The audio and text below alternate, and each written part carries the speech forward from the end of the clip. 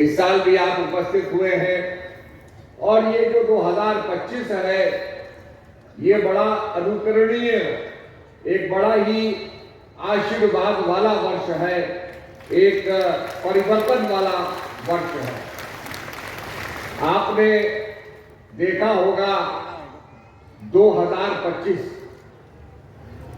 2 और 2 को हम जोड़ते हैं 4 और 4 को जोड़ते हैं 5 से 2 + 5 ये बना 9 और 9 अपने आप में बड़ा महत्वपूर्ण अंक होता है क्योंकि 9 से बड़ा कोई अंक नहीं है।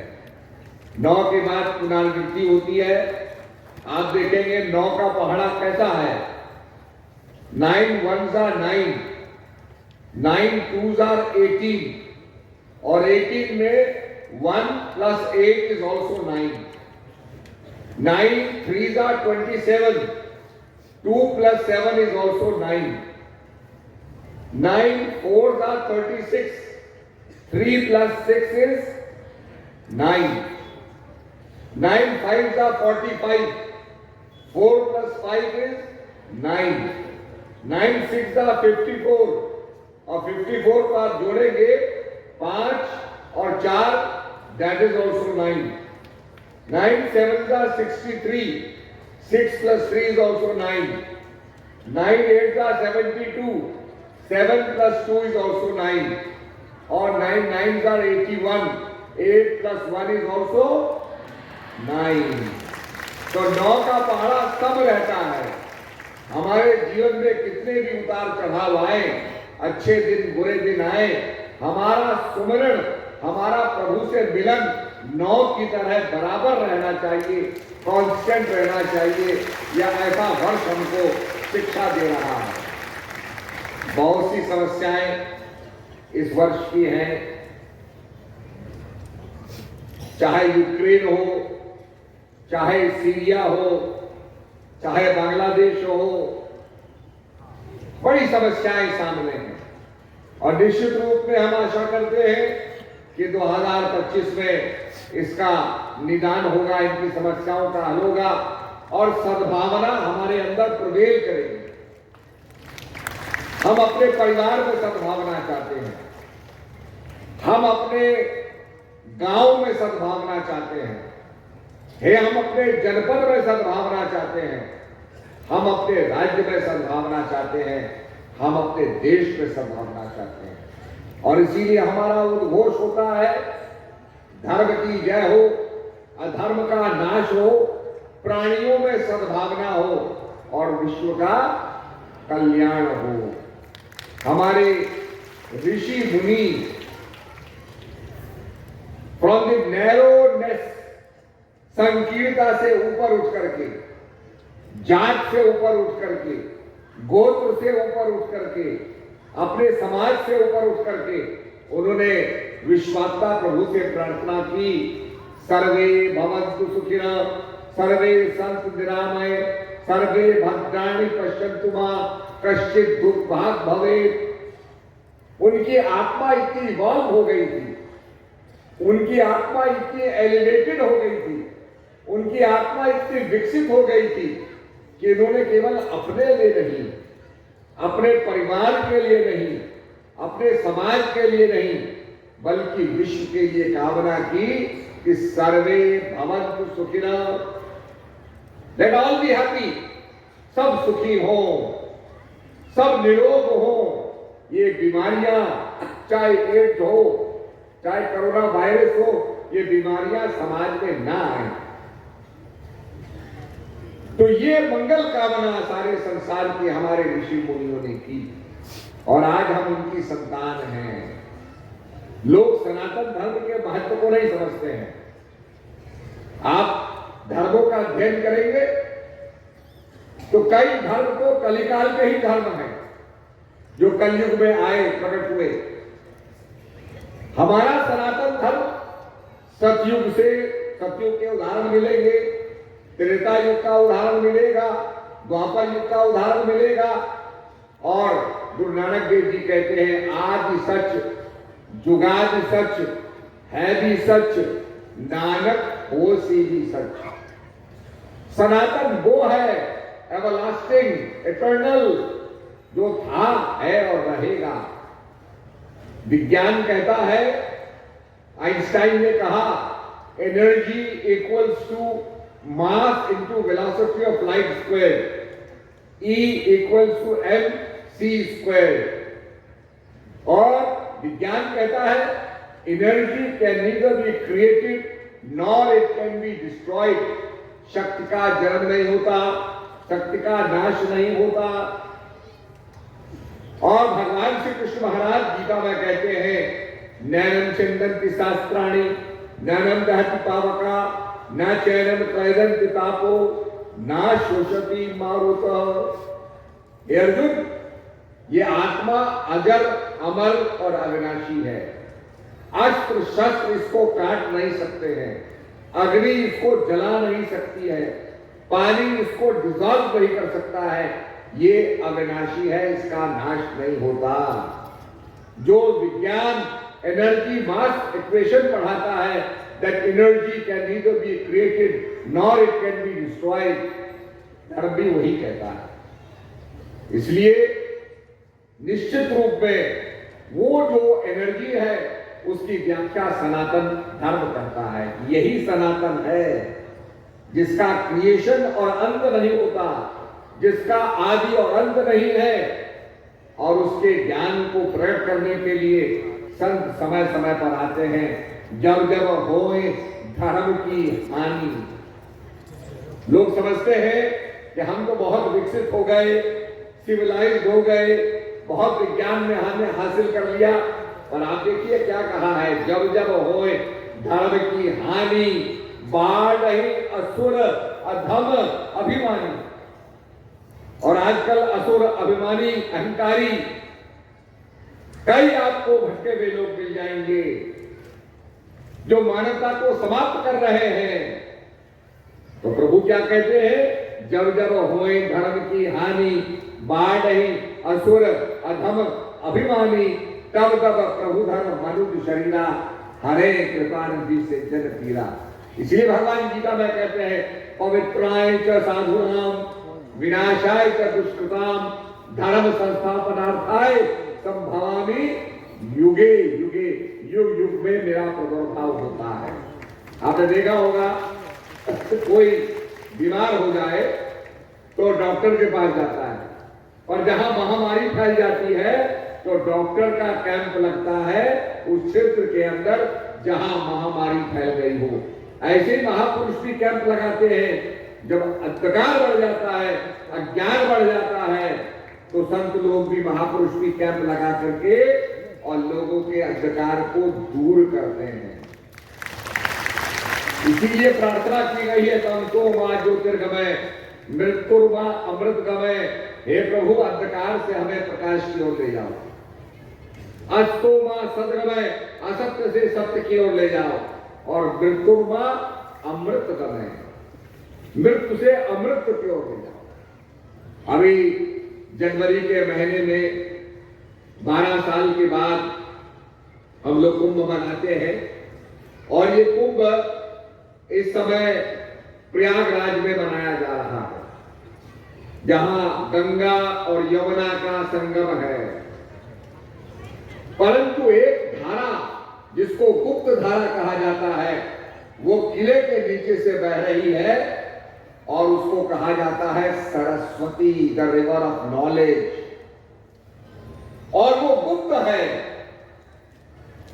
और वो गंगा यमुना के संगम के नीचे मिलती है। लोगों ने सैटेलाइट से फोटो खींची तो देखा एक रिवर बेड, ड्राई बेड नीचे नीचे आ रहा है।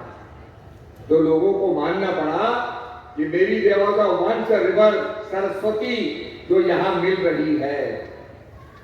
अब इसका आध्यात्मिक विश्लेषण क्या है, क्योंकि कुंभ का मतलब होता है मंथन। जब देवता और दानव लड़ने लगे तो लोगों ने कहा, भाई let us churn the ocean, हम समुद्र का मंथन करें और मंथन से कुछ निकलेगा। जैसे हमारे घर की माताएं दही का मंथन करती हैं, दही को भिगोती हैं, तो क्या निकलता है, मक्खन निकलता है, छाछ रह जाता है। तो ऋषि मुनियों ने कहा, आप काहे को लड़ते हो, मंथन करो, कुछ ना कुछ निकलेगा। अभी समुद्र में मंथन किया जाता है तो समुद्र से हमारे बॉम्बे हाई में तेल निकल रहा है, समुद्र से गैस निकल रही है। अब वैज्ञानिक कहते हैं कि there are lot of minerals in the ocean bed, समुद्र के नीचे कई मिनरल्स हैं और ऑप्टिकल फाइबर केबल्स बिछाई जा रहे हैं समुद्र के नीचे, जैसे कि आप एक देश से दूसरे देश बात कर सकें। टनल्स बनाई जा रही हैं, लोग पानी समुद्र के नीचे होटल बना रहे हैं ताकि आप समुद्र के नीचे रह सकें। कहने का मतलब समुद्र के नीचे बड़े खनिज पदार्थ हैं जो प्राप्त करने हैं, जिनको निकालना है। तो ऋषि मुनियों ने कहा, लड़ते काहे को हो भाई, देवता दानव को लड़ते हो, समुद्र का मंथन करो।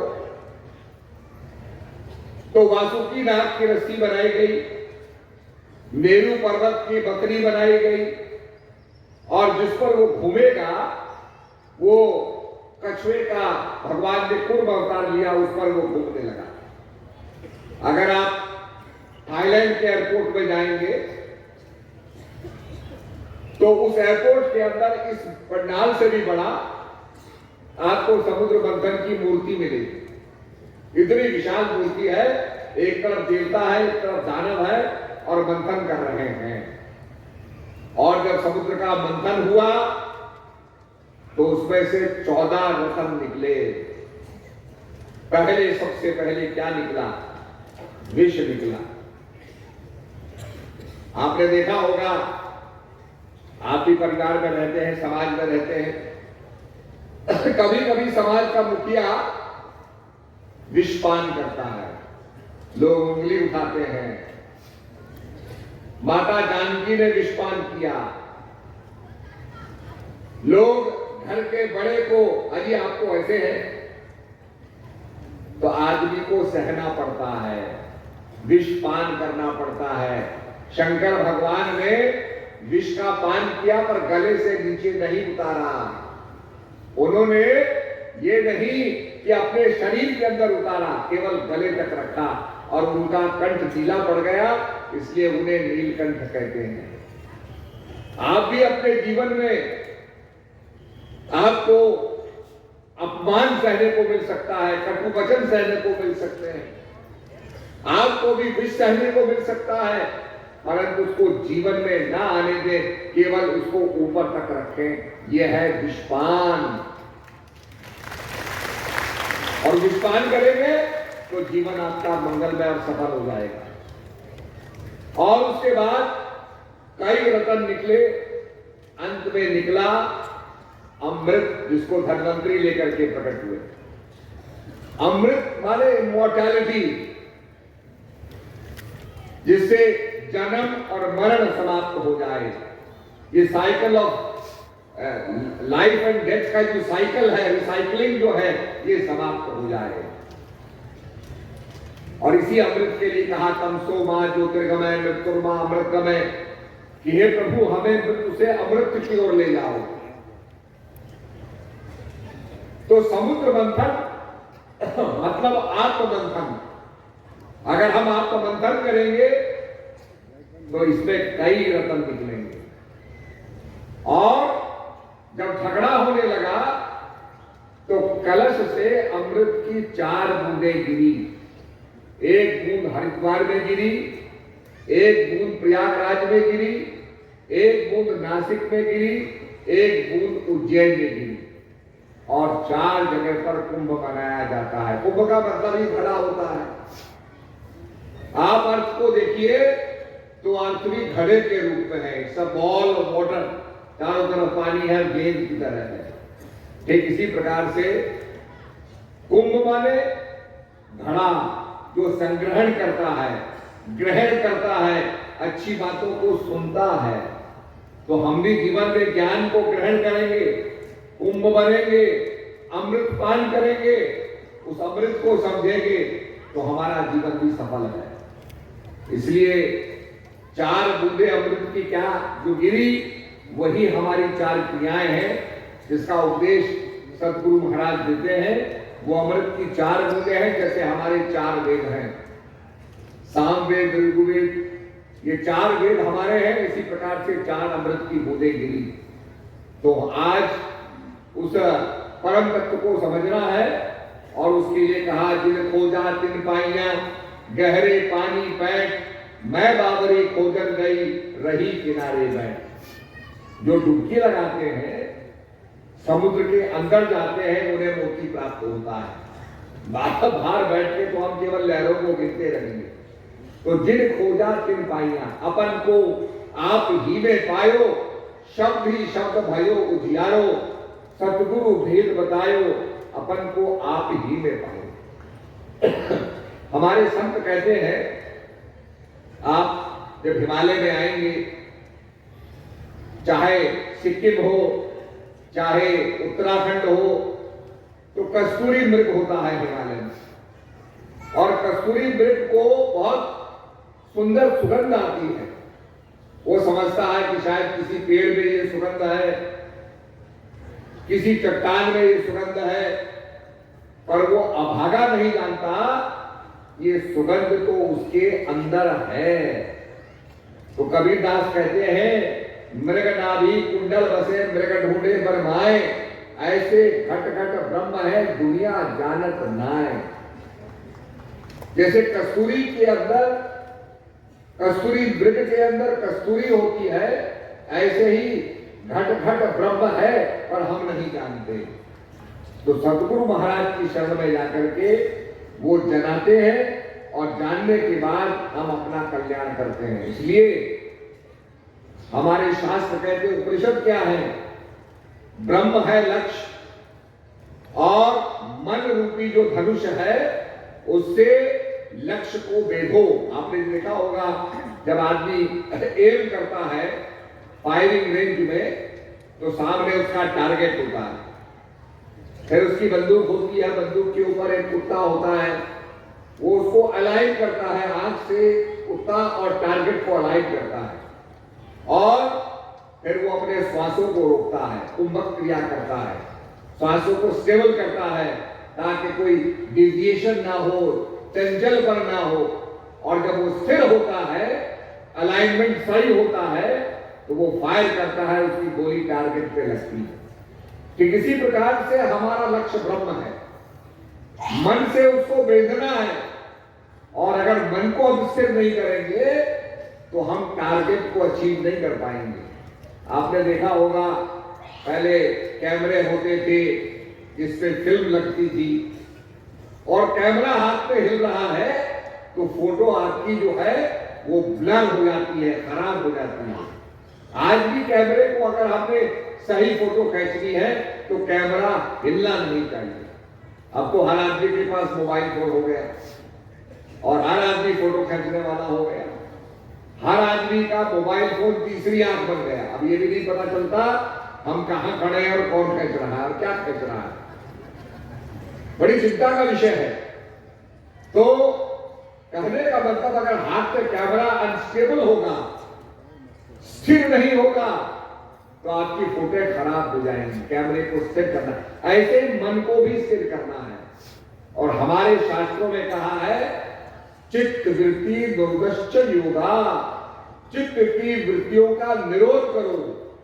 आपने देखा होगा सूरज की किरणें धरती पे पड़ती है, कागज पे पड़ती है, और उसको अगर हम एक कन्वेक्स लेंस से, मैग्नीफाइंग लेंस से, खुरदुरबीन के शीशे से उनको एकाग्र कर देते हैं, तो जैसे ही सूरज की किरणें कॉन्सेंट्रेट होंगी, वहां पर आग प्रकट हो जाएगी।